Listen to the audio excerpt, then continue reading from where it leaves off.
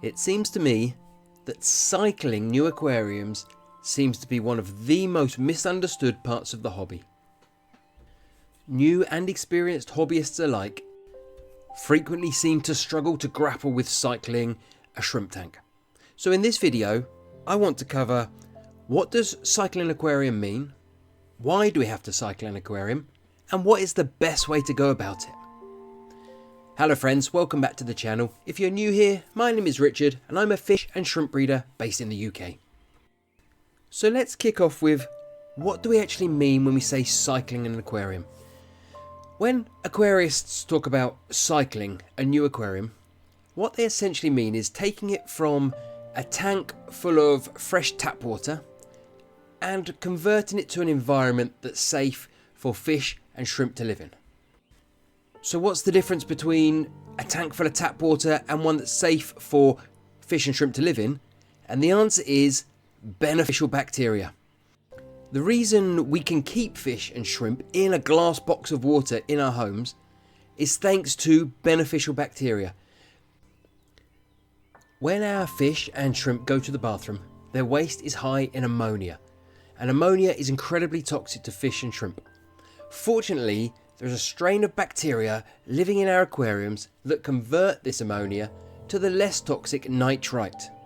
Now, nitrite is also toxic to our fish and shrimp, but again, fortunately, there's another strain of bacteria that converts that nitrite into the far less toxic nitrate. Whilst nitrates are also toxic to fish and shrimp, they tend to only be toxic in very high levels. Fish and red cherry shrimp can tolerate surprisingly high levels of nitrates with very few ill effects.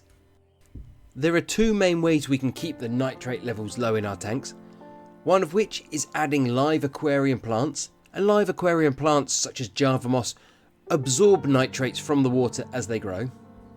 And the other main way is to carry out partial water changes in our tanks, taking out water which is potentially high in nitrates and replacing it with fresh tap water which hopefully has a low level of nitrates. So when fish and shrimp keepers talk about cycling their aquarium, they essentially mean taking it from tap water to an environment where it's safe for fish and shrimp to live. And it's safe because there will be beneficial bacteria present that can convert the waste from the fish or the shrimp all the way from ammonia through nitrite to the far less toxic nitrate. So we've covered what it means to cycle your aquarium and why we need to cycle it. And the next thing we need to address is what is the best way to go about cycling a new tank ready for shrimp to live in it. Now there's two things we need to understand here before we look at the best way to go about cycling our tank. And that is beneficial bacteria will always multiply to the levels required. In other words, if you've got a 155 gallon tank with 2 neon tetras in it, the amount of beneficial bacteria will develop directly in proportion to those 2 fish. If you have the same tank but you'll keep 6 Oscars in that tank, clearly the beneficial bacteria will multiply to a far higher level to cope with the amount of waste generated by those Oscars. There is a direct relation between the amount of bacteria we need and the amount of bacteria that will naturally develop in our tanks. And the second thing we have to understand is that beneficial bacteria need a food source. And the food source is usually either the waste from our fish or uneaten food breaking down or bits of live aquatic plant that's breaking down in the water column. Essentially, to grow and to multiply, beneficial bacteria need an organic life form which is breaking down, typically causing ammonia to be released. So, what's the best way to go about cycling a new shrimp tank? Well, there are several different approaches you can take. If you already have a fish or a shrimp tank that has live aquatic plants growing in it, you can simply move some of those aquatic plants from your existing tank into your new shrimp tank, and those plants will typically be covered in beneficial bacteria. Beneficial bacteria pretty much covers every surface in an aquarium equally.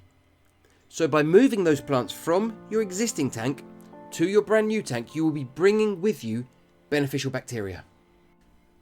moving live aquatic plants between one tank and another is my preferred method. That's how I set up my shrimp tanks. So of course that's all very well if you have an existing aquarium to bring the live plants from.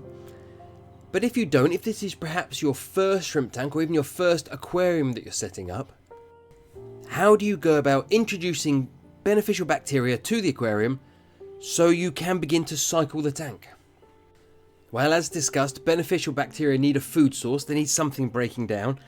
And one way we can create that is to add a small pinch of fish food to a tank, even though there's no livestock living in it. That fish food will quickly begin to break down and release ammonia. And the presence of ammonia in the water will lead to beneficial bacteria beginning to form and consuming that ammonia and actually starting the process of converting it from ammonia to nitrite and then to nitrates. It doesn't actually take very much fish food at all to get this cycle started. Literally a couple of pellets or a small pinch of flake food into the empty tank and leaving it for a few days will quickly get your nitrogen cycle started. At the end of the day, the bacteria is already naturally present all around us. You don't necessarily have to add it in.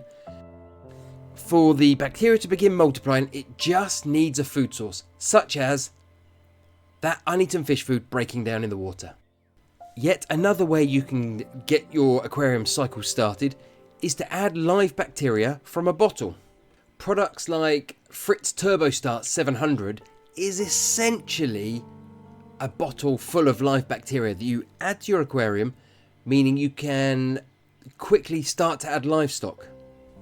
Products like Fritz Turbo Start have become incredibly popular over the last few years because it does, on the face of it, reduce the length of time between filling your tank up for the first time and being able to add livestock. But I would say if you're using these products, always proceed with caution. They can bring on a false sense of security and make new fish and shrimp keepers think, well, I've put the Fritz Turbo Start in, so I don't need to worry about the cycle. I can just chuck my fish in and crack on. So with all that said, it surely does beg just one last question, which is, how can you possibly know when your aquarium is cycled and it is safe to put the livestock in? You can't see beneficial bacteria and you can't look into your water and see whether or not it's cycled. What you will need is an aquarium test kit. Aquarium test kits, like the API Master Test Kit, can measure the levels of ammonia in your water, the levels of nitrite in your water, and the levels of nitrates in your water. The only way to know that your aquarium is cycled and ready for livestock is when you test the water and you ideally see 0 ammonia in your water, 0 nitrite in your water, and some level of nitrates. If you have nitrates in your water, that means you must have beneficial bacteria converting from ammonia through nitrite all the way to nitrates. And at that point, you're typically safe to start adding livestock. So during this video, we have essentially covered what does it mean to cycle your aquarium, why do we have to cycle our aquarium, how we should go about cycling it, and how do we know when our tank is cycled and ready for us to put the livestock in. For me, setting up a new tank and preparing the cycle is easily achieved by just moving live aquatic plants from one tank to another. And one of my favourite aquatic plants for shrimp keeping is Java moss. If you want to know how to grow Java moss and lots of it, why not check out the video I've linked on screen.